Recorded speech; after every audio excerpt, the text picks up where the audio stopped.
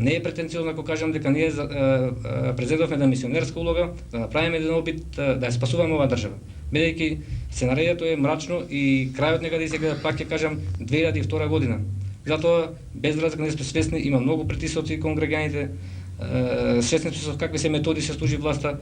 Многи повикуваме бидејќи оваа држава може да излезат да ја поведат на добро само нови луѓе. И ние тоа при нашите контакти со граѓаните, како еве јас вечерва ќе го правиме преку презентирање пред нашите лични биографии, да видат луѓето, граѓаните на Република Македонија кои се луѓето, дека немат ни една афера за себе и дека единствен мотив им е пред се и над се ја сакаат сопствената држава. Затоа се нафативме да ја правиме политичката партија,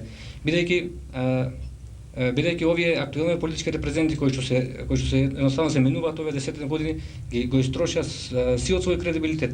Ние еве само да во овој контекст да спомнам, го слушаме веќе десетина пати подпредседател на СДСМ Владо Бучковски кажува дека ако сега дошле на власт ќе врши ревизија, ќе апселе. Тоа за мене не е зборување, тоа е едно најобично лигавење. А од кои причини?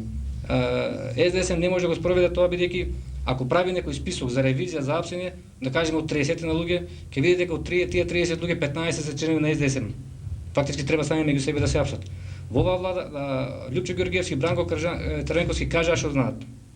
Направија што направија, а видовме дека кој држи дојдовме и сметам дека за доброто на оваа држава може да ја поведат само нови луѓе.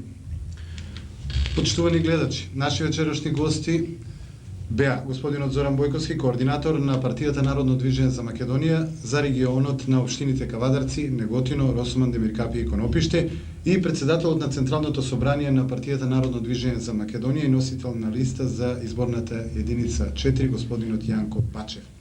Ви благодарам и на двајцата на гостувањето и посакувам изборно изборите. Овака и јас ви благодарам на поканата и се надевам дека во периодот сега што следи пред нас почесто ќе се гледаме и ќе имаме една успешна и коректна соработка. Се надевам. Јас уште еднаш ви благодарам. Почитувани гледачи, ви посакуваме пријатна вечер со нашата програма.